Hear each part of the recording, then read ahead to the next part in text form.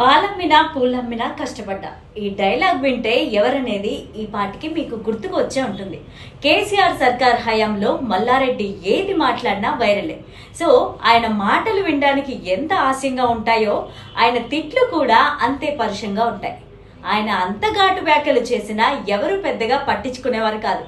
అయితే మల్లారెడ్డి ఎన్నికల ప్రచార సమయంలో అప్పటి కాంగ్రెస్ చీఫ్ అయిన రేవంత్ రెడ్డిపై అనుచిత వ్యాఖ్యలు చేశారు. అయితే అనూహ్యంగా బీఆర్ఎస్ పరాజయం పాలై కాంగ్రెస్ విజయడంకా మోగించి ప్రభుత్వాన్ని ఏర్పాటు చేసింది. ఎమ్మెల్యేగా మల్లారెడ్డితో పాటు ఆయన అల్లుడు సైతం గెలుపొంది అసెంబ్లీలో కాలు మోపారు. ఎన్నికల ప్రచార సమయంలో రేవంత్ పై కస్సుబుస్సులాడిన మల్లారెడ్డి ఇప్పుడు మాత్రం పొగడ్తల రాగం అందుకుంటున్నారు. సీఎం రేవంత్ రెడ్డి నాకు బాగా క్లోజ్ అంటూ ఏ ఎండకు ఆ గొడుగు పట్టే విధంగా మాట్లాడుతున్నారు మన మల్లారెడ్డి సంగతి తెలిసిందేగా అన్నట్లుగా నెటిజన్లు కూడా వారికి ఇష్టం వచ్చిన కామెంట్స్ చేస్తున్నారు.